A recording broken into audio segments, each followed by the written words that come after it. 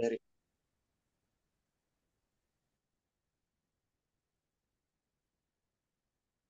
ఈరోజు మనము శ్రీల ప్రభుపాదుల వారిచే వచించబడినటువంటి శ్రీమద్ భాగవతంలో తృతీయ స్కందము 12వ అధ్యాయము 15 మరియు 16 శ్లోకాల నుంచి చర్చించే ప్రయత్నం చేస్తున్నాం.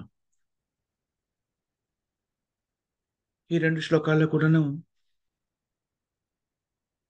మనం ఇంతకుముందు చదివిన రెండు శ్లోకాల్లో రుద్రుడి యొక్క ఆవిర్భావం గురించి, రుద్రుడు ఎలా ఆవిర్భవించారు, బ్రహ్మ బురుకుటి నుంచి రుద్రుడు ఎలా ప్రకటితమయ్యాడని దాని గురించి చర్చించాం. అలా ప్రకటితమైన రుద్రుడు తన నివాస స్థలాల గురించి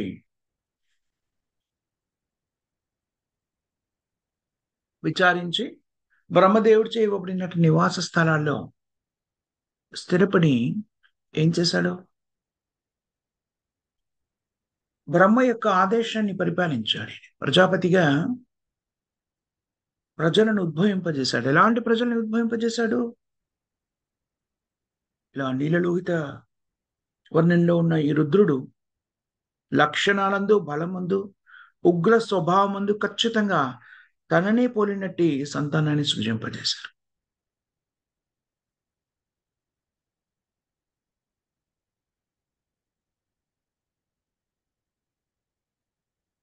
అలాగా ఆ రుద్రుని నుంచి ఉద్భవించినటువంటి పుత్రులు, పౌత్రులు అనంత సంఖ్యలో ఉన్నారు.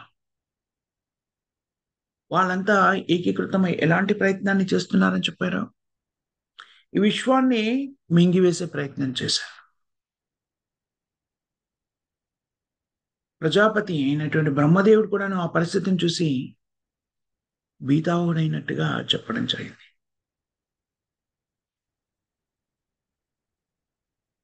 చూడండి, మనం ఏ రకమైనటువంటి చైతన్యాన్ని కలిగి ఉన్నప్పుడు సంతానోత్పత్తిని కావిస్తామో అలాంటి చైతన్యమే, అలాంటి వ్యక్తులే ఆ చైతన్యంతోనే ప్రకటితమవుతారు. అందుకని మనకి వేద శాస్త్రాల్లో సంతానోత్పత్తిని కావించడం కూడాను ఏమని చెప్పబడింది? చూడండి, అన్ని కూడా భౌతిక జగత్తులో ఏర్పరచబడినటువంటి స్థితులన్నీ కూడాను జీవుల యొక్క కోరికలను తీర్చడానికి అయినప్పటికీ మనుష్యులకి మాత్రము ప్రత్యేకమైనటువంటి జీవాత్మకి మనుష్య శరీరం ఇచ్చినప్పుడు మాత్రము భగవంతుడు ఏం చేశారు? అనేక రకమైనటువంటి కార్యనిర్వహణని, బాధ్యతలను అప్పగించారు. ఆంగ్లంలో ఒక సామెత ఉంది కదా, నథింగ్ ఈజ్ ఫ్రీ, ఇది కూడా ఉచితంగా లభించదు అని చెప్తారు కదా. అలాంటిదే జీవులకి తమ కోరికలు తీర్చుకోవడానికి భగవంతుడు అనుగ్రహించి భౌతిక జగత్తును సృష్టించాడు. ఆ భౌతిక జగత్తులో వీరందరినీ ప్రవేశపెట్టాడు కూడాను. అలాగా 80 లక్షల యోనుల్లో ప్రవేశపెట్టినప్పుడు జీవాత్మ తమ కోరికలను తీర్చుకోవడానికి అనువైనటువంటి పరిస్థితుల్ని కల్పించడం జరిగింది. కానీ అదే జీవాత్మ 80 లక్షల ఏళ్ళలో పరిభ్రమించిన తర్వాత లభించేటువంటి మానవ శరీరం ఇచ్చినప్పుడు మాత్రము కృష్ణుడు తన నిర్దేశానుసారంగా జీవనాన్ని కొనసాగించమని ఆదేశించాడు. ఒకవేళ అలా కొనసాగించకపోయినట్టయితే ఏం జరుగుతుంది? మళ్ళీ 80 లక్షల యూనిట్లు పరిభ్రమించాలి. ఎందుకంటే ఇంకా మన ఆకాంక్ష, ఇంద్రియ తృప్తి మీద మనకున్న ఆకాంక్ష తీరలేదని విశదీకృతం అవుతుంది. ఒక విధంగా చెప్పాలంటే మనుష్య జన్మ పొందినటువంటి జీవాత్మ మృత్యు సమయంలో కాదు, మృత్యు సమయంలో పరీక్షా సమయం, మొత్తం జీవితం అంతా కూడా ఒక విధంగా పరీక్షా సమయమే. ఎందుకంటే మనుష్య రూపాన్ని పొందిన జీవాత్మ ఎలా జీవనాన్ని కొనసాగించాలి అనేటువంటిది వేదశాస్త్రాల్లో భగవంతునిచే నిర్దేశితం చేయబడింది. దాని ప్రకారంగా జీవించినట్టయితే జరిగేటువంటి పర్యవసానము చాలా భయానకంగా ఉంటుంది. చూడండి, ప్రకృతి నియమాలు, వేదశాస్త్రంలో భగవంతునిచే నిర్దేశించిన నియమాలు చాలా నిష్ఠగా నిర్వహించబడతాయి. వాటిని అతిక్రమించాలి అంటే కేవలము ఆ నియమాల నుంచి ఏమిటంటారు, వేవర్ అంటారు చూడండి, కొన్నిసార్లు ప్రత్యేకమైన అనుమతులతోని పాటించవలసిన వాటి నుంచి ముక్తి ప్రసాదించడం, పాటించాల్సిన అవసరం లేదు. అలాంటిది ఎప్పుడు సాధ్యమవుతుంది? స్వయంగా శ్రీకృష్ణుడే అనుగ్రహించినప్పుడు బద్ధ జీవితంలోకి వచ్చిన జీవాత్మలు బద్ధ స్థితిలోనే ఉంటూ ఉంటాయి. కానీ దాని నుంచి బయటపడాలి అంటే ఎప్పుడు సాధ్యమవుతుంది? శ్రీకృష్ణుని యొక్క కృప లభించినప్పుడు మాత్రమే సాధ్యమవుతుంది. రకరకాల పాపాలన్నీ కూడా తొలగించగలిగేటువంటి వాడు కేవలం శ్రీకృష్ణ భగవానుడే. అందుకని జీవాత్మ భౌతిక జగత్తులో పరిభ్రమిస్తున్నప్పుడు ఆనందకరమైన ఆనందకరమైన స్థితి కాకపోయినా ఆనందకరము అనేటువంటి భ్రాంతిమయ జీవనంలో తన కోరికలన్నీ తీర్చుకోవడానికి 80 లక్షల యోనులు జాగ్రత్తగా మనం దీన్ని అవగతం చేసుకోవాలి. ఎందుకు మనము కృష్ణ చైతన్యాన్ని స్వీకరించే జీవనాన్ని పరిపూర్ణం చేసుకోమని చెప్తున్నాము? ముందుగా మనం అర్థం చేసుకోవాల్సింది ఏమిటి అంటే ప్రాథమికమైన సత్యము, మనం ఈ శరీరం కాదు, ఆత్మ. ఆత్మగా మన ఉనికి అనేటువంటిది ఎక్కడి నుంచి ప్రకటితమవుతుంది? భగవంతుడైన కృష్ణుడి నుంచి. మమైవాంశే జీవలోకే జీవభూత సనాతన. కృష్ణుడి నుంచి ప్రకటితమైంది మనము జీవాత్మ శాశ్వతులము. ఆనందాన్ని అనుభవించాలనే ఆకాంక్షని కలిగి ఉన్నాం కాబట్టి దాన్ని పరిపూర్ణంగా అనుభవించడానికి 80 లక్షల యోనులు మనకి అందించబడ్డాయి. వాటిలో పరిభ్రమించిన తర్వాత మనుష్య జీవనం ఇచ్చే ఒక అవకాశం ఇవ్వబడింది మనకి ఈ భౌతిక జీవనం నుంచి బయటపడ్డానికి. అందుకని మానవ జీవితము అనేటువంటిది అనేక పర్యాయాలు మనం చెప్పుకున్నాం, మీకు గుర్తునే ఉంటుంది. అనేకులు భౌతిక జీవన విధానంలో కూలిపోయిన వ్యక్తులు కానివ్వండి, ఆధ్యాత్మికవాదులు నిరాకారవాదులు కానివ్వండి, భక్తులు కానివ్వండి, మానవ జీవితం చాలా ఉత్కృష్టమైనది అని చెప్తారు. కానీ ఎందుకు అది ఉత్కృష్టమైంది? భౌతిక జీవనంలో కూరుకుపోయిన వ్యక్తులకి అది బోధపడదు. మా ఉత్కృష్టమైంది, ఉత్కృష్టమైంది ఏమనుకుంటారు? ఇంద్రియ తృప్తిని నిర్వహించడానికి పరిజ్ఞానాన్ని వినియోగించి రకరకాల భౌతిక సౌలభ్యాలతో ఇంద్రియ తృప్తిని అనుభవించడానికి అవకాశం ఏర్పడింది.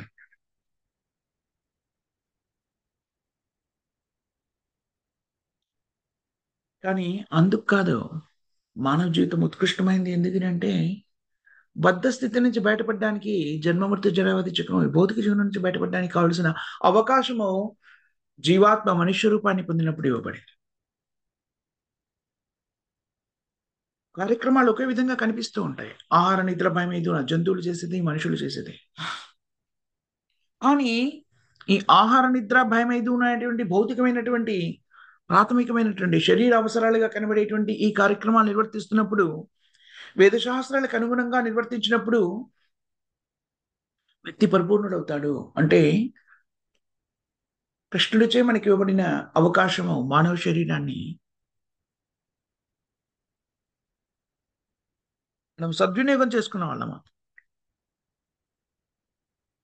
జీవన విధానంలో తేడా ఏం లేదు. మనుషులు కూడాను జీవశాస్త్రంలో చెప్పబడుతుంది. మనుషులు కూడా జంతువే. ఎలాంటి జంతువు? పరిజ్ఞానం కలిగినటువంటి జంతువు. జంతువులాగే జీవనాన్ని కొనసాగించాలండి. ఆహార నిద్ర భయమేదును మాత్రమే చేశారనుకోండి, ఎలాంటి బిల్వో విస్పో, ఎలాంటి నియంత్రణ లేకుండా జీవనాన్ని కొనసాగించినట్లయితే ఎలాంటి సందేహం లేకుండా వాళ్ళకి మళ్ళీ జంతు జీవనం ఇవ్వబడుతుంది. 80 లక్షల ఎన్నులో ఎక్కడో వాళ్ళ చైతన్యాన్ని బట్టి ఎలాంటి ఆనందాన్ని అనుభూతి చెందాలనుకున్న దాన్ని బట్టి ఆ అనుభూతికి కావలసినటువంటి శరీరము జీవనము ఒసగబడుతుంది. యంత్రరూఢాని మాయయ. మాయాదేవితే మరో యంత్రం ఈ శరీరం తయారు చేసి ఇవ్వబడుతుంది. మనుష్య రూపంలో ఉన్నప్పుడు కూడా చేసే పనులేవే కదా, ఆహార నిద్ర భయమేదున కార్యక్రమాలు కదా, శరీర అవసరాల్లో తేడా ఏం లేదు. కానీ వాటిని భగవత్ సేవ విధానంలో అంటే భక్తియుక్త సేవలో నియుక్తమై చేశామనుకోండి, అదేమైపోతుంది? మనుష్య జీవనం పొందినప్పుడు మాత్రమే భగవత్ సేవలో ఉండడానికి చక్కని అవకాశం ఇవ్వబడింది. అంటే మన నిజ స్థితిని స్వీకరిస్తున్నాము. చాలా సైంటిఫికల్లీ ఇది నిర్వహించబడుతుంది. వైజ్ఞానిక పరంగా శాస్త్రబద్ధంగా నిర్వహించబడుతుంది. చూడండి, జీవాత్మ శాశ్వతమైంది. అది గుర్తుపెట్టుకొని ఆ జీవాత్మ పరిభ్రమిస్తుంది. ఏదేమన్నా మనం శరీరాన్ని బాహ్యంగా ధరించే దుస్తులు అని చెప్పుకున్నాం. ఏ దుస్తులు ధరించినా కూడా రకరకాల దుస్తులు ధరించినప్పుడు ఏం చేయబడుతోంది? జీవాత్మ తన కోరికలు తీర్చుకోవడానికి అవకాశం ఇవ్వబడింది. కానీ ఎప్పుడైతే మానవ శరీరం అనే దుస్తులు ధరిస్తుందో, మనుష్య రూపాన్ని ఎప్పుడైతే పొందుతుందో అప్పుడు దానికి చక్కని అవకాశం ఇవ్వబడింది. ఏమిటది? భగవద్భక్తిలో స్థిరపడడానికంటే ఆధ్యాత్మిక జగత్తులో ఏ కార్యక్రమాలు అయితే నిర్వర్తిస్తామో ఆ కార్యక్రమాలు నిర్వర్తించడానికి అవకాశం ఏర్పరచబడింది. దాన్ని పరిపూర్ణంగా ఏర్పరచబడినటువంటి తత్వము లేకపోతే యోగం ఏదైనా ఉంది అంటే అది భక్తి యోగము, కృష్ణ చైతన్యము. ఎందుకంటే చూడండి, ఇతర యోగ విధానాల్లో కూడా రకరకాల యోగ విధానాలు ఉంటే ఉండవచ్చు కాక, కానీ వాటిలో అన్నింటినీ కృష్ణుని కోసం వినియోగించేటువంటి పరిస్థితి కల్పించలేదు. కొన్ని త్యజించడము అనేటువంటి చెప్తుంది అది. కృష్ణ చైతన్యం అలా చెప్పట్లేదు. అన్నింటినీ కూడా కృష్ణ సేవలో వినియోగించడం, ఏదైతే మనం ఆధ్యాత్మిక జగత్తులో చేస్తామో ఆ కార్యక్రమాలన్నీ కూడాను మనుష్య రూపంలో ఉన్నప్పుడు చేయడానికి అవకాశం కల్పించబడింది.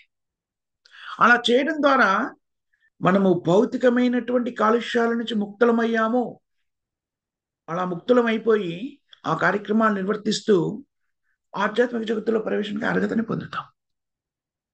అందుకని చూడండి, కృష్ణయితంలో ఉన్నటువంటి వ్యక్తులు మనం మొన్న కూడా చర్చించుకున్నట్టున్నాం. మైథున ప్రక్రియలో పాల్గొనే విధానం కూడా ఏమని చెప్పబడింది? కృష్ణ చైతన్యమని చెప్పబడింది. కృష్ణుడు స్వయంగా చెప్తున్నాడు ఏమని? శాస్త్రబద్ధమైనటువంటి సంతానోత్పత్తి గావించే విధానం ఏదైతే ఉందో శాస్త్రాన్ని అనుసరిస్తూ మైథున ప్రక్రియలో పాల్పంచుకోవడం, ఆ మైథున ప్రక్రియ కూడా శాస్త్రబద్ధంగా చేస్తే నేనే అని చెప్తున్నాడు కృష్ణుడు. దానివల్ల ఏం చేస్తున్నాం మనము? మరికొన్ని జీవాత్మలు, మనం అనుకుంటాం ఇది నా పుత్రుడు నా పుత్రిక వగేరా వగేరా, బట్ నిజాన్ని మనం చేస్తున్నది ఏమిటి అక్కడ? మరికొన్ని జీవాత్మలు మానవ శరీరాన్ని పొంది తద్వారా భౌతిక జీవనం నుంచి బయటపడడానికి కావాల్సిన అవకాశాన్ని కల్పిస్తున్నారు. అంటే అది కృష్ణుడి యొక్క కార్యక్రమం. 80 లక్షల యోనుల్లో ఉన్నప్పుడు జీవులు చేసే పని ఏమిటి? వారి సంతృప్తి కోసం మాత్రమే చేస్తున్నారు. కానీ మనుష్య రూపాన్ని ఇచ్చి జీవాత్మకి మళ్ళీ కృష్ణ భక్తిలో నియుక్తమయ్యేటువంటి తత్వం పెరిగిందా లేదా, ఆ చైతన్యం వృద్ధి చెందిందా లేదా అని భగవంతుడు పరీక్షిస్తున్నాడు. మనుష్య జన్మనిచ్చేసి కృష్ణుడు. అప్పుడు అజ్ఞానంలో ఉన్నాం కదా, ఏం తెలియదు కదా, మరి అందుకని వేదశాస్త్రాన్ని మనకి అందించారు. దాన్ని స్వీకరించి దాని ప్రకారంగా జీవనాన్ని కొనసాగించామనుకోండి, అందుకని ఏం చెప్తాం మనము? పరిపూర్ణంగా కృష్ణయితంలో ఉన్నటువంటి వ్యక్తి ఆధ్యాత్మిక స్థితిలో ఉన్నారు. కానీ మనుష్య జన్మని పొందిన తర్వాత కూడా ఆ ఆధ్యాత్మిక స్థితిని స్వీకరించకుండా పశువుల్లాగానే మన జీవనాన్ని కొనసాగించామనుకోండి, దాని పర్యవసానం ఎలా ఉంటుంది? మళ్ళీ మనము 80 లక్షల యోనుల్లోకి ప్రవేశిస్తాం మళ్ళీ పరిభ్రమించడం. అందుకనే చూడండి, మనం ఏం చేయాలని చెప్పుకున్నాము? సంతానోత్పత్తి కావించినప్పుడు కూడాను కృష్ణుడు ఎందుకన్నా అవకాశం కల్పించాడు? కావాలి అంటే కృష్ణుడు ఒక పని చేయొచ్చు కదా. ఏమని? మనుష్య రూపాన్ని పొందినప్పుడు ఈ కోరికలు ఏమీ లేకుండా, ఈ అవసరమేమీ లేకుండా జీవుల్ని సృష్టించి ఉండవచ్చు. ఒక శరీరాన్ని అందించేసి భౌతిక జగత్తులో దాంట్లో ఆ శరీరంలో ఉన్నప్పుడు జీవాత్మ ఆహార నిద్ర భయం ఐదున కార్యక్రమాల మీద ఆసక్తి లేకుండా చేయగల శక్తి కృష్ణుడికి ఉంది. ఆ పని ఎందుకు చేయలేదు అని ఇక్కడ స్పష్టంగా గోచరితం అవుతుంది. మనకి ఇవ్వవలసినటువంటి స్వతంత్రతనిచ్చి ఆ అవకాశాలని కూడా కల్పిస్తూ, ఇప్పుడు నువ్వు భౌతికత్వంలో జీవిస్తావా, ఆధ్యాత్మిక స్థితిని స్వీకరిస్తావా? పరిపూర్ణత్వాన్ని సిద్ధించుకున్నావా లేదా? ఆధ్యాత్మిక జగత్తులోకి ప్రవేశించడానికి నీకు కావలసినటువంటి అర్హతలు వచ్చాయా లేదా? అంటే 80 లక్షల ఏళ్ళను పరిభ్రమించి ఆ తర్వాత మనుష్య జన్మని కూడా పొందాక నీ చైతన్యంలో పరిణతి వచ్చిందా లేదా? అది పరీక్షించబడుతుంది. ఆ పరిణతి వచ్చింది అని కృష్ణుడికి మనము ఆస్వాదన ఇచ్చే విధానం ఏమిటి? కృష్ణుడి ఆదేశాన్ని పరిపూర్ణంగా పాటించడం. అంటే కృష్ణ చైతన్యాన్ని పరిపూర్ణంగా స్వీకరించామనుకోండి, అప్పుడు మనం ఏం ఏం చెప్పబడింది? అంత్యకాళే చ మామేవ సురన్ముక్త కలేవరం కదా.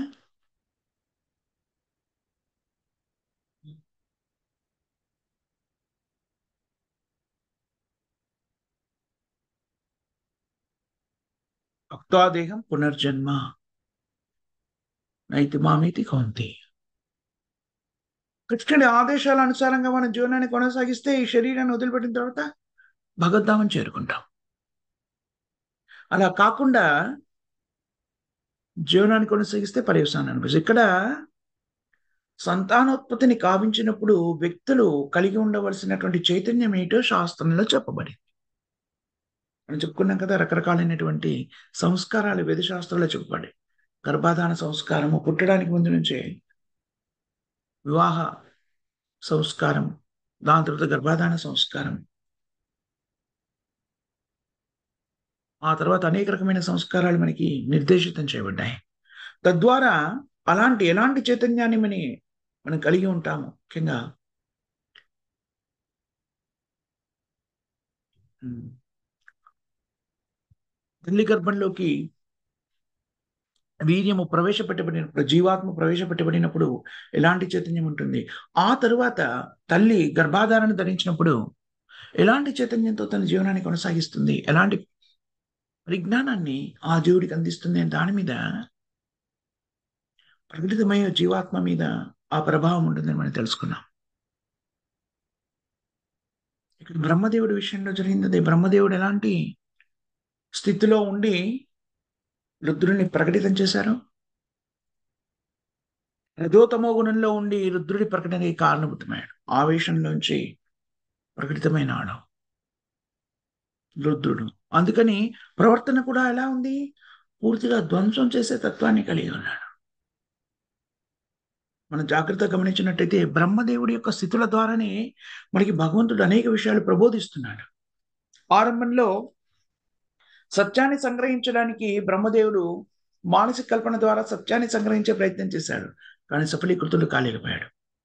తద్వారా స్వీకరించవలసింది ఏందో చెప్పారు. తపస్సు ద్వారా శ్రీకృష్ణుని మీద మనసును కేంద్రీకరింపజేయడం ద్వారా, తపస్సు ద్వారా బ్రహ్మదేవుడు పరిణతి చెందాడు, సత్యాన్ని సంగ్రహించగలిగాడు. తద్వారా మనందరికి కూడా ఏం ప్రబోధించబడింది? మనం కూడా అలాగే భక్తియుక్త సేవలో నిత్యమవడం ద్వారా, తపస్సుని నిర్వర్తించడం ద్వారా పరిపక్వతని చెందగలుగుతాము, పవిత్రీకరించబడతాము. బ్రహ్మదేవుడి యొక్క చైతన్యంలో వచ్చిన మార్పు ఎలాగైతే ఆవేశంతో ఉన్నప్పుడు ప్రకటితమైనటువంటి రుద్రుడు ఎలా ప్రకటితమయ్యాడో చూపించడం ద్వారా, భౌతిక జగత్తులో కూడా, అదంతా కూడా భౌతిక జగత్తు కదా, బ్రహ్మలోకం కూడా భౌతిక జగత్తే. మనుషులలో కూడాను ఎలాంటి చైతన్యాన్ని కలిగి ఉంటారో వాళ్ళు సంతానోత్పత్తి కావించినప్పుడు, అలాంటి చైతన్యం ముఖ్యంగా తల్లి 9 మాసాల గర్భంలో, తల్లి గర్భంలో ఉంటుంది కదా శిశువు. ఆ సమయంలో తల్లి చేసేటువంటి ప్రక్రియ, తండ్రి చేసేటువంటి ప్రక్రియ, జీవాత్మ ఎప్పుడైతే స్త్రీ పురుషుల కలయిక జరుగుతున్న వెంటనే జీవాత్మ భవన జరిగిపోతుంది. మనకు ఆ విషయం తెలుసు. మహాభారతంలో కూడాను సుభద్రాతనయుడు అభిమన్యుడు తల్లి గర్భంలో ఉన్నప్పుడే పద్మవ్యూహంలోకి ప్రవేశించేటువంటి పరిజ్ఞానాన్ని గ్రహించగలుగుతాడు. అర్జునుడు సుభద్రకు వివరిస్తున్నప్పుడు ప్రవేశించడం వరకు వినగలుగుతాడు కదా. ఆ తర్వాత చూడండి, తల్లి నిద్రావస్థలోకి వెళ్ళిపోతే వినలేని పరిస్థితుల్లోకి వెళ్ళిపోయి బయటికి రావడం గురించి తెలుసుకోలేకపోతాడు. మనకి వేదశాస్త్రాల్లో ఇది ఉదాహరణలతో సహా మనము గ్రహించగలిగేటువంటి స్థితులు ఎన్నో మనకి కల్పించబడ్డాయి. అంటే ఉత్తమమైన సంతానం కావాలి అంటే ఎక్కడి నుంచి వస్తారు వాళ్ళు? సంతానోత్పత్తి అనేటువంటి తల్లిదండ్రుల నుంచి కదా ప్రకటితమవుతోంది. మన చైతన్యాన్ని పుణిపుచ్చుకుంటారు వాళ్ళు. ఎందుకని ఎవరైనా అన్నారనుకోండి, ఆలోచించవలసిన ముఖ్య విషయం ఏంటంటే, మా సంతానం సరైన దిశలో లేదు అంటే మీరు వాళ్ళకి అందించింది ఏమిటి? భగవత్ పరిజ్ఞానం గురించి ఏమైనా అందించారా? జీవన విధానం ఎలా కొనసాగించాలో చెప్పారా జీవితంలో? విత్తనం ఏదైతే మనం నాటుతామో అదే రకమైన వృక్షం కదా ప్రకటితమవుతుంది. మరి జీవితం అంతా కూడా వాళ్ళకి మన జీవన విధానం ద్వారా మూర్ఖమైన జీవనాన్ని, అజ్ఞానపూరితమైన జీవనాన్ని కొనసాగిస్తూ, పాపభూయిష్టమైన జీవనాన్ని కొనసాగిస్తూ వాళ్ళు అలాంటి పనులు చేయకూడదు అంటే ఎలా సాధ్యమవుతుంది?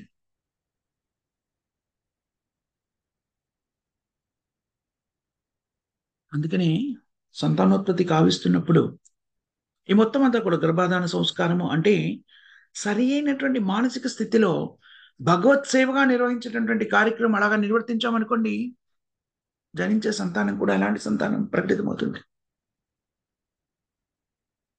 భౌతిక జగత్తు నుంచి బయటపడడానికి అవసరమైన చైతన్యాన్ని కలిగిన సంతానం ప్రకటితమవుతుంది. అలా కాకపోతే ఏం జరుగుతుంది? ఇక్కడ మనకి స్పష్టంగా గోచరిస్తుంది. బ్రహ్మదేవుడు సృష్టికర్త. ఈ జగత్తు మొత్తానికి ఏమని చెప్పబడ్డాడు?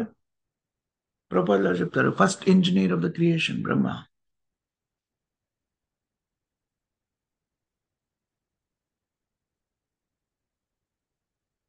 అతని చైతన్యం కూడాను వీరు ప్రకటితమైనప్పుడున్న చైతన్యాన్ని ఆవహించుకుని రుద్రుడు ప్రకటితమయ్యాడు. ఆ రుద్రుడి గుణగణాల్ని ఆయన ఎలా ప్రకటితమయ్యాడు? ఎలాంటి రుద్రత్వాన్ని కలిగి ఉండి ప్రకటితమయ్యాడో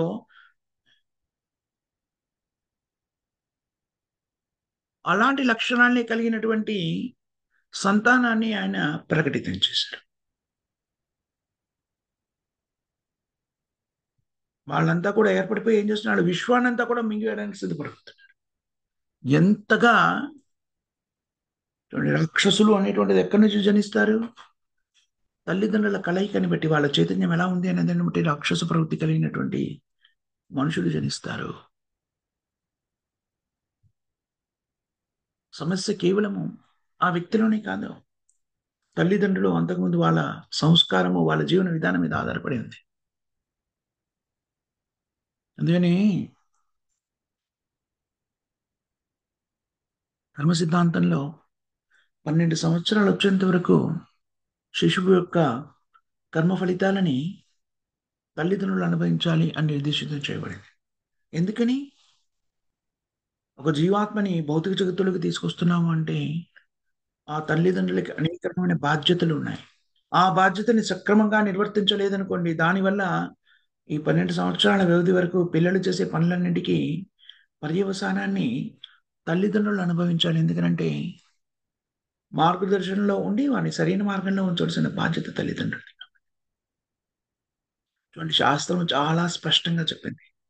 ఎప్పుడైతే నేను జీవాత్మని, ఈ శరీరం కాదు జీవాత్మని, భగవంతుడైన కృష్ణ యొక్క అంశని, నా శాశ్వతమైనటువంటి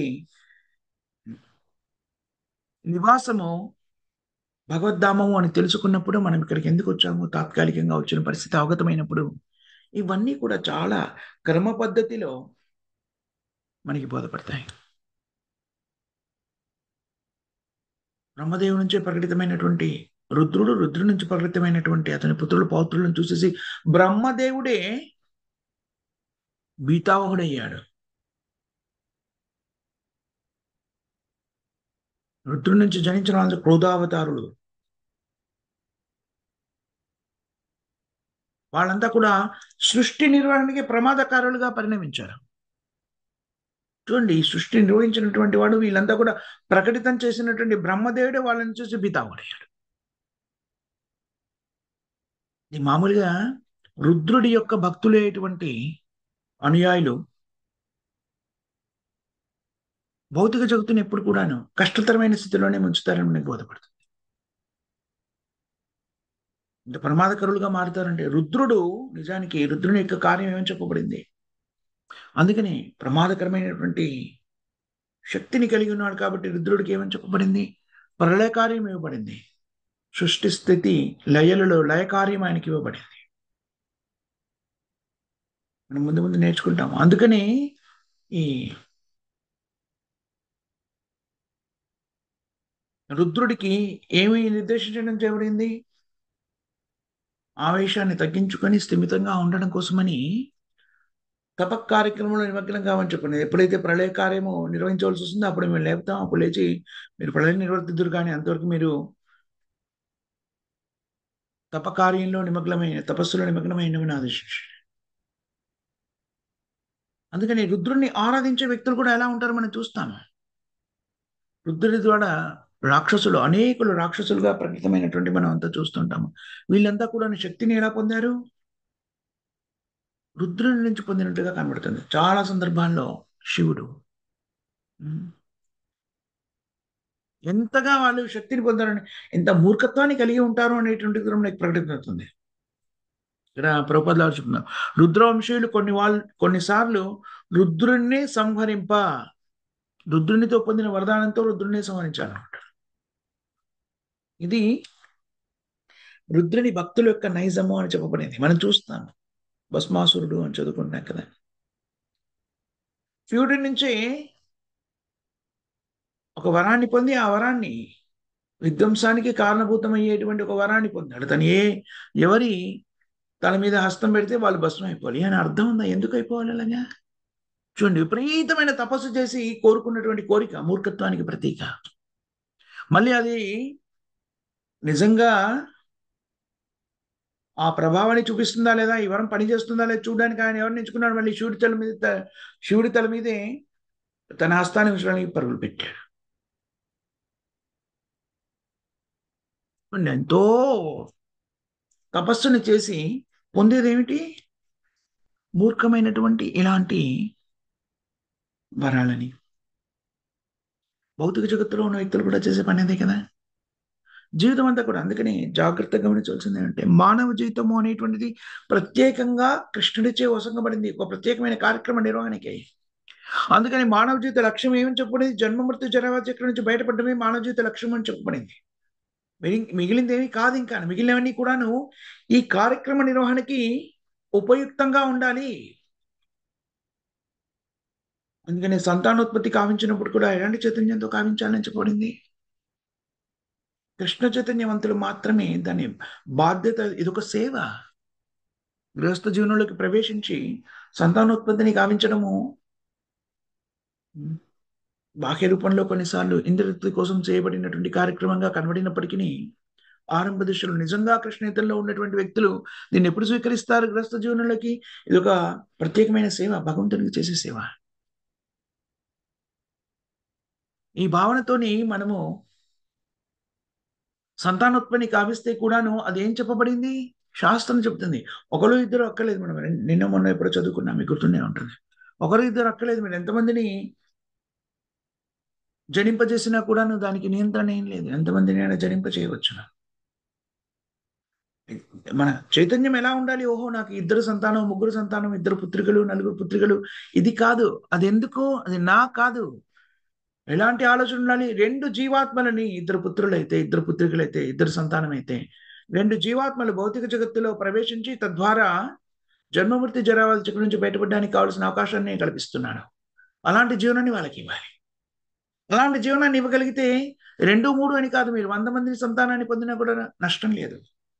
ఎంతమంది వీలైతే అంతమంది జీవాత్మల్ని తీసుకొచ్చి ఏం చేస్తున్నారు? వాళ్ళందరూ కూడాను జన్మమృతి జరావ చక్రం నుంచి బయటపడడానికి కావాల్సిన పరిస్థితిని కల్పిస్తున్నారు. అందుకన్నా ఉత్తమమైన సేవ ఇంకేం లేదు.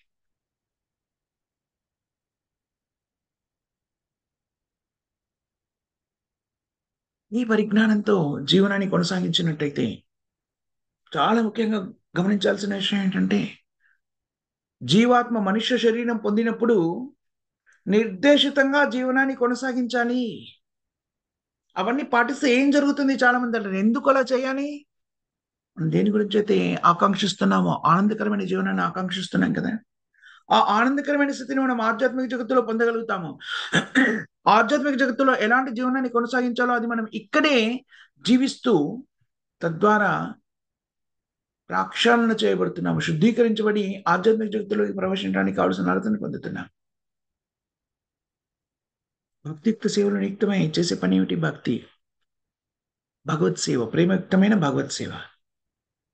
దాన్ని భౌతిక జగత్తులో ఉన్నప్పుడు కూడాను, మనిషి రూపంలో ఉన్నప్పుడు ఆ సేవ నిర్వర్తించడానికి భగవంతుడు మనకి అవకాశం కల్పిస్తున్నాడు. ఎలా నిర్వర్తించాలి? కృష్ణ చైతన్యం మనకి ప్రబోధిస్తుంది. శ్రీకృష్ణ భగవానుడు వేదశాస్త్రాన్ని మనకి ప్రబోధించి తానే భౌతిక జగత్తులో ప్రకటితమై మనుషుల జీవనాన్ని ఎలా కొనసాగించాలో మనకి ప్రకటితం చేశారు. తానే మనుష్య రూపాన్ని పొంది కృష్ణుడి యొక్క ఆదేశాలను ఎలా పాటించాలో కలియుగంలో మనకి చైతన్య మహాప్రభు రూపంలో ప్రకటితం చేస్తారు, ఆచరించి చూపించారు. పరంపరానుగతంగా దాన్ని ఆచార్యులంతా కూడాను మనకి అది ప్రబోధించారు. దాన్ని శీల ప్రభుపాదుల వారు నియమాల రూపంలో మనకు అందించారు. మనం చేయవలసింది ఏమిటి అంటే వాటిని పాటిస్తూ, ఇది చాలా ముఖ్యమైనటువంటి విషయం. మనం ఎందుకు చేస్తున్నాము, ఎందుకు చేయాలి? నేను అనేక రకమైనటువంటి భౌతిక తత్వాల నుంచి దూరం అయిపోతున్నాను. చాలా స్పష్టంగా అవగతం చేసుకోవాల్సిన 2 విషయాలు. ఒకటి ఏమిటి? నేను భౌతిక జగత్తులోకి ఎందుకు ప్రవేశించాను? నేను జీవాత్మని, శాశ్వతుడని, భగవంతుని యొక్క అంశని భౌతిక జగత్తులోకి ఎందుకు ప్రవేశించాను? ఇంద్రియ తృప్తి కోసమని, ఆధిపత్య ధోరణి ప్రదర్శితం చేయడం కోసమని ప్రకటితమయ్యాను. ఆ ఆధిపత్య ధోరణి ప్రకటితం చేస్తూ ఇంద్రతృప్తిని అనుభవించడానికి భగవంతుడు 80 లక్షల యోనులు ఇచ్చేశాడు. దానిలో పరిభ్రమించి మనం కావలసినంత ఇంద్రతృప్తిని అనుభవించేశాము. మనుష్య రూపాన్ని ఇచ్చి మనకి ఒక అవకాశం కల్పించాడు. ఎలాంటి అవకాశము? మీరు ఇంకా ఈ 80 లక్షల యోనులో పరిభ్రమించి వేదనలు అనుభవించారు కదా. మీ చైతన్యం అభివృద్ధి చెందిందా? పరిపక్వత చెందిందా? ఇప్పుడు ఆధ్యాత్మిక జగత్తులో రావడానికి సంసిద్ధత స్థిరంగా రెడీగా ఉన్నారా? పరీక్ష ఉన్నామా లేదా తెలుసుకోవడానికి కృష్ణుడు ఏం చేశాడు? మనకి వేద శాస్త్రాలను ఇచ్చి దాని ప్రకారంగా జీవనాన్ని కొనసాగించమన్నాడు. అలా జీవనాన్ని కొనసాగిస్తే మనం పరిపక్వతని సంసిద్ధించుకుంటాము. తద్వారా ఏమైపోతాము? ప్రత్యేకమైన ప్రయత్నం లేకుండా మనము ఆధ్యాత్మిక జగత్తులో ప్రవేశిస్తాం. జాగ్రత్తగా గమనించినట్లయితే ఎంత ప్రణాళికాబద్ధంగా సైంటిఫికల్ గా వైజ్ఞానిక పరంగా ఇదంతా కూడా నేను భగవంతునిచే ఏర్పరచబడిందో మనకి బోధపడుతుంది. అందుకని మనుష్య జన్మ అనేటువంటిది జీవాత్మ పొందినప్పుడు భగవంతుని ఆదేశాలని పాటించడానికి అనువైన పరిస్థితిని బద్ధ స్థితిలో ఉన్న జీవాత్మకి కల్పించడం జరిగింది. దాన్ని మనము ప్రామాణికమైన ఆచరణలతో దాని పరిజ్ఞానాన్ని సంతరించుకొని తద్వారా జీవనాన్ని కొనసాగిస్తే అది నిర్దేశిత ప్రకారంగా మనము ఇక్కడే ఆధ్యాత్మికంగా పోతాము. ఏమని చెప్పుకున్నాము? మనం అనేక పర్యాలు చెప్పుకుంటాము జీవన్ముక్తులు అవడము అనేది. జీవన్ముక్తులు అవడము అంటే ఏమిటి అర్థం? జీవించి ఉండగానే ముక్తిని పొందిన వాడు ఎప్పుడవుతారు వాళ్ళు? పరిపూర్ణంగా కృష్ణ చైతన్యుడు జీవనాన్ని కొనసాగిస్తున్నా అంటే భగవంతుని ఆదేశాలని పరిపూర్ణంగా జీవనంలో పాటిస్తున్న వాళ్ళు. మరి ఆ జీవనంలో భగవంతుని ఆదేశాన్ని పరిపూర్ణంగా పాటించే విధానము మనకి ప్రామాణికమైన ఆచార్యుల ద్వారా అందించడం జరిగింది. అవేమిటవి? ప్రతిరోజు కూడా హరే కృష్ణ మహామంత్రాన్ని జపించడం. హరే కృష్ణ హరే కృష్ణ కృష్ణ కృష్ణ హరే హరే, హరే రామ హరే రామ రామ రామ. కృష్ణ ప్రసాదాన్ని మాత్రమే స్వీకరించడం. భక్తుల సాంగత్యంలో జీవనాన్ని కొనసాగించడం. నిత్యం భాగవత సేవ, భగవంతునికి సంబంధించిన దివ్యమైనటువంటి లీలని శ్రవణం చేయడం, కీర్తనించడం. ఇవి చేసినట్టయితే మనం ఎక్కడికి చేరుకుంటామో, ఇవి చక్కగా చేసినట్టయితే క్రమ పద్ధతిలో మనం ఏ స్థితిని చేరుకుంటామో, మనం చేసే ప్రతి ప్రక్రియను కూడాను కృష్ణుని కోసమే చేసే స్థితిని చేరుకుంటాం. నిర్బంధే కృష్ణ సంబంధే. ఆ విధంగా చేసినట్టయితే ఆధ్యాత్మిక జగత్తులో జీవులు చేసేదానికి ఇక్కడ మనం చేసేదానికి తేడా ఏం లేదు. ఆధ్యాత్మిక జగత్తులో జీవాత్మలని, ముక్తాత్మలు అవన్నీ ఏం చేస్తున్నాయి? కృష్ణుని ఆనందం కోసమే తమ కార్యక్రమాలన్నీ నిర్వర్తిస్తున్నాయి. కృష్ణునికి ఎలా ఆనందం కలిగించామని మాత్రమే ఆలోచిస్తున్నాయి. కృష్ణ చైతన్యం స్వీకరించడం అంటే ఏం చెప్పబడింది? అదే ప్రక్రియ. కృష్ణునికి ఆనందం చేకూర్చే పనులన్నీ నిర్వహించడం. మనము భౌతిక జగత్తులో ఉంటూనే, భౌతిక శరీరాన్ని కలిగి ఉంటూనే మానవ శరీరాన్ని పొందినప్పుడు ఆ ప్రక్రియలో నిమగ్నం కావడానికి కావలసిన అవకాశం భగవంతుని నుంచి మనకు కల్పించబడింది. అందుకని మానవ శరీరాన్ని మనం చాలాసార్లు చెప్పుకుంటాము, మనిషి జన్మ చాలా ఉత్కృష్టమైంది. ఎందుకు ఉత్కృష్టమైంది అవగతం చేసుకొని దాని ప్రకారంగా జీవనాన్ని కొనసాగించాలి. అంటే నిజానికి ఆధ్యాత్మిక జీవనం మనం ఎలా కొనసాగిస్తామో ఆధ్యాత్మిక జగత్తులో, అలా జీవనాన్ని కొనసాగించడానికి కావలసినటువంటి పరిస్థితులు మనకి మనుష్య రూపాన్ని ఇచ్చినప్పుడు అందజేయబడ్డాయి. దాన్ని మనం స్వీకరించి దాని ప్రకారంగా జీవనాన్ని కొనసాగిస్తే మనము భౌతిక బంధనాల నుంచి ముక్తులం అయిపోతాము. మనం ఏ చైతన్యాన్ని కలిగి ఉండి కార్యక్రమాన్ని నిర్వర్తిస్తుంటే దాని పర్యవసానం అలాగే ఉంటుంది. ముఖ్యంగా సంతానోత్పత్తిని కావించినప్పుడు కానీ, వాళ్ళ పోషణ బాధ్యతని స్వీకరించినప్పుడు కానీ ఎలా మనం స్వీకరిస్తున్నాము? మన ఇంద్రియతృప్తితో పోల్చుకొని ఇది నా శరీరము, నా శరీరం నుంచి ఉద్భవించిన మరో శరీరము, నా కూతురు, నా పుత్రుడు అనే భావనతో చేస్తున్నామా? లేకపోతే నేను కూడా జీవాత్మని, భగవంతుని యొక్క అంశని, కృష్ణుని యొక్క అంశని, నాచే ప్రకటితం చేయబడినటువంటి ఈ సంతానం కూడాను భగవంతుని కృష్ణుని యొక్క అంశలు. భగవంతుడు నాకు ఒక పరీక్ష ఇచ్చాడు. ఏమిచ్చారు? భగవంతుని నిర్దేశన ప్రకారంగా, కృష్ణుని నిర్దేశన ఆదేశం ప్రకారాన్ని జీవనాన్ని కొనసాగిస్తున్నాను లేదా అని పరీక్షించడానికి ఒక అవకాశం ఇచ్చాడు. ఎలాంటి అవకాశం ఇచ్చాడు? సంతానాన్ని మీ చేతిలో పెట్టారు. 2 జీవాత్మలను మీకు అందించి ఏం చేశాడు?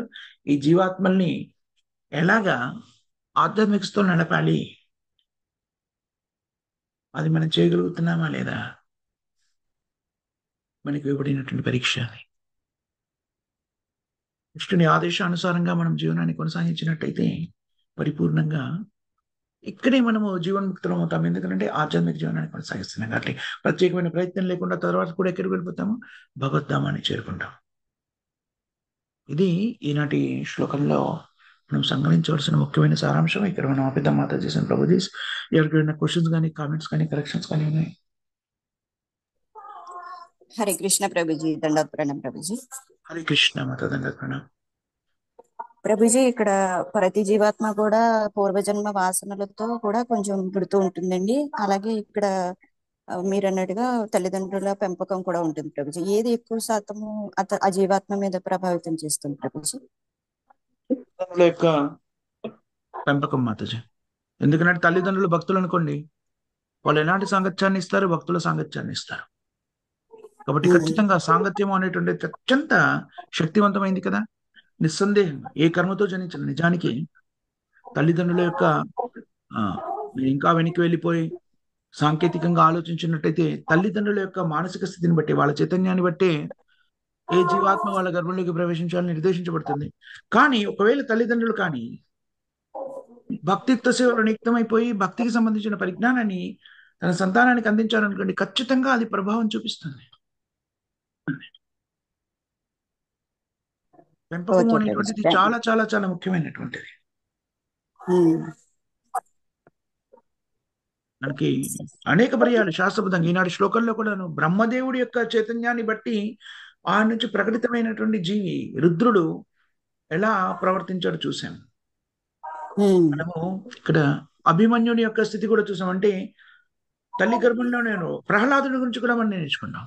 ప్రహ్లాదుడు తల్లి గర్భంలో ఉన్నప్పుడు నారదుడిచే ప్రబోధించబడినటువంటి దాన్ని కాయాదు కదా ప్రహ్లాదుని తల్లి పేరు.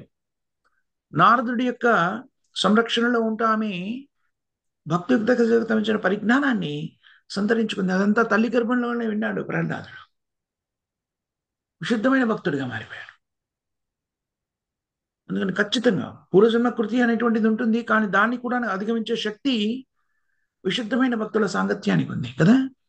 భక్తుల సాంగత్యంలో ఉంటే మనం ఏమైపోతామో భక్తులుగా మారే అవకాశం సులభతరం అవుతుంది. అందులో ఉండవనే కదా మనకు చెప్పబడింది. అదేవిధంగా మనమే భక్తులం అనుకోండి, మన సంతానము ప్రత్యేకమైన ప్రయత్నం లేకుండా మన మన సాంగత్యంలో ఉండడం అనేటువంటిది సహజంగా జరిగేటువంటిది. కాబట్టి అందుకని 12 సంవత్సరాల వరకు కూడా మనం ఇచ్చేటువంటి పరిజ్ఞానం ఏదైతే ఉంటుందో దానివల్ల వాళ్ళు భక్తిత్వ సేవలో నిత్యం కాగలుగుతారు. చూడండి, కృష్ణుడు చాలా వెరీ జస్ట్ న్యాయబద్ధంగా చూస్తారు. 12 సంవత్సరాల తర్వాత వాళ్ళకి విచక్షణ అనేటువంటిది ఇవ్వబడింది. ఆ సమయంలో వాళ్ళు భక్తి మార్గం నుంచి కాకుండా పాపభూయిష్టమైన జీవన విధానాన్ని ఏ కారణం చేతనైనా ఇతరుల సాంగత్యం మూలంగా వగేరా పొందారనుకోండి, దానికి మళ్ళీ వాళ్ళు కర్మను అనుభవిస్తారు. తల్లిదండ్రులకు ఇవ్వలేదు. చూసారా? కృష్ణ ఇస్ వెరీ జస్ట్, న్యాయబద్ధంగా అన్నింటిని కూడాను నిర్వచించారు. మీరు అడిగిన ప్రశ్నకి సమాధానం ఖచ్చితంగా వాళ్ళకి ఎలాంటి కర్మ ఉన్నా కూడాను తల్లిదండ్రులు భక్తులు వాళ్ళని ఇలాంటి జీవన విధానానికి పురిగొల్పినప్పుడు ఖచ్చితంగా వాళ్ళు దాని ప్రభావానికి లోనవుతారు. మాతాజీ, మీరు ఇంకేదో చెప్తున్నారు. ప్రభుజీ, అంటే ఇప్పుడు 12 సంవత్సరాల తర్వాత ఇంకా వాళ్ళది పూర్తిగా ఇంకా వాళ్ళ కర్మలు చేసే దాన్ని బట్టి ఆధారపడి ఉంటుందా ప్రభుజీ? 12 సంవత్సరాల తర్వాత కూడా నిజానికి మనం మార్గదర్శనం చేయాలి తల్లిదండ్రులకు ఖచ్చితంగాను. కానీ 12 సంవత్సరాల తర్వాత మీ మార్గదర్శనం వాళ్ళు స్వీకరించకుండా ఇష్టారాజ్యంగా వాళ్ళు ప్రవర్తించారంట. ఎందుకు 12 సంవత్సరాలు ఇవ్వబడింది? 12 సంవత్సరాల వరకు కూడా తల్లిదండ్రులకి పరిపూర్ణమైనటువంటి, ఇప్పుడు 12 కన్నా కొంచెం ఎక్కువ కూడా అవ్వచ్చు కొన్ని సందర్భాల్లో, కానీ శాస్త్రంలో చెప్పింది 12 సంవత్సరాలు. ఎందుకని? పూర్తి అధికారం తల్లిదండ్రులకే ఉంటుంది కదా. వాళ్ళు పూర్తిగా తల్లిదండ్రుల మీద ఆధారపడి ఉంటారు కదా. నియంత్రించేటువంటి శక్తి తల్లిదండ్రులకు ఉంటుంది. కాబట్టి వాళ్ళని సక్రమైన మార్గంలో ఉంచాల్సిన బాధ్యత కూడా తల్లిదండ్రులకి అప్పగించు. ధర్మ సిద్ధాంతం కూడా వాళ్ళకి ఆపాదించబడింది. అది. Thank you Prabhuji, thank you so much Prabhuji. దండప్రాణం Prabhuji. నా ప్రశ్నకు కూడా సమాధానం లభించింది ప్రభుజీ. మాకు తెలిసిన వాళ్ళు భార్యాభర్తలు ఇద్దరు సత్ప్రవర్తన భక్తులు ప్రభుజీ వాళ్ళు. కానీ వాళ్ళ అబ్బాయి మాత్రము వాళ్ళ మాట వినక చాలా ఇబ్బంది పరిస్థితులు కల్పించారు ప్రభుజీ. నేను ఎప్పుడు అనుకుంటా వాళ్ళు ఇంత భక్తులు కదా, ఈ పిల్లవాడు ఎందుకు ఇలాగా ఉన్నాడు అని అనుకునేదాన్ని ప్రభుజీ. ఇప్పుడు మీరు 12 సంవత్సరాలని మాతాజీ అడిగిన క్వశ్చన్ కి దాని నుండి నాకు కూడా సమాధానం లభించింది ప్రభుజీ. మీకు ధన్యవాదాలు. హరి బోల్ మాత. సాంగత్య దోషం మాతాజీ, అది అవును చాలా ప్రభుజీ. ముఖ్యమైనటువంటిది. అంతకాలం బాగున్నాడు ప్రభుజీ. Very nice. ఇంకా ఎవరికైనా క్వశ్చన్స్ కానీ కామెంట్స్ కానీ ఏమైనా ఉన్నాయా Mataji same Prabhuji? ఎవరికేమి questions comments లేకపోతే మనము ఈనాటి కార్యక్రమాలను ఒకసారి పునరావృతం చేసుకునే ప్రయత్నం చేస్తాం కదా. ఈరోజు ఆదివారం కాబట్టి మనకి 7:30 నుంచి 8 వరకు ఇష్టాగోష్ఠి కార్యక్రమం హిందీలో జరుగుతుంది. 8 నుంచి 8:30 వరకు కృష్ణలీల వివరణ పావని మాతాజీ గారు వివరించబోతున్నారు. 8:30 నుంచి 8:30 వరకు అది నిర్వహించబడుతుంది.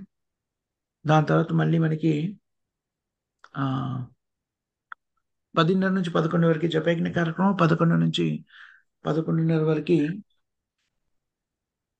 శ్రీల ప్రభుపాదుల వారి గ్రంథాల నుంచి పఠనము, చర్చ, విశ్లేషణాత్మక చర్చ జరుగుతుంది. దాని తర్వాత 4:30 నుంచి చదువుకుంటాము మాతాజీ. ఈరోజు 4:30 నుంచి 5:30 వరకు చైతన్య చరితామృతం నుంచి పఠన కార్యక్రమం ఉంటుంది. 5:30 నుంచి 6 వరకు జపయజ్ఞ కార్యక్రమం, 6 నుంచి 7 వరకు మళ్ళీ మనము ఈరోజు మన ఇష్టాగోష్ఠినా క్విజ్నా? ఇష్టాగోష్ఠి కదా క్విజ్ ప్రభుజీ. ఇవాళ క్విజా? లేదు మాతాజీ, క్విజే లాస్ట్ ప్రభు. వీక్ కదా క్విజ్ చేసాము కదా. లాస్ట్ వీక్ కూడా చెప్పారు ప్రభుజీ. శిక్షాష్టకం కోసం చెప్పారు కదా లాస్ట్ వీక్. అవును. అంటే ఇష్టాగోష్ఠి అయిందా? అవును. అవును ప్రభుజీ, సో ఈ ఈరోజు వారం మనము పెట్టాలి. ఓకే, అయితే ఈరోజు మనం క్విజ్ కార్యక్రమాన్ని నిర్వర్తించుకుంటాము. కాబట్టి భక్తులంతా కూడాను ఈ కార్యక్రమంలో భాగస్తులై ఈ అవకాశాన్ని సద్వినియోగం చేసుకోవాలి. అంతేకాకుండా ఈ రోజంతా కూడా కృష్ణేతంలో ఉండే ప్రయత్నం చేయడానికి మంచి సౌలభ్యం ఇవ్వబడింది. కాబట్టి దీన్ని సద్వినియోగపరచుకోవాల్సిందిగా విజ్ఞప్తి. హరే కృష్ణ ప్రభుజీ, దండవత్ ప్రణామ్. హరే కృష్ణ మాత, దండవత్ ప్రణామ్. భగవద్గీతలో క్విజ్ ఈ రోజు. మాత చైతన్య చరితామృతం నుంచి ఉంటుంది మరి. Okay okay Prabhuji, thank you. Hari Hari boll.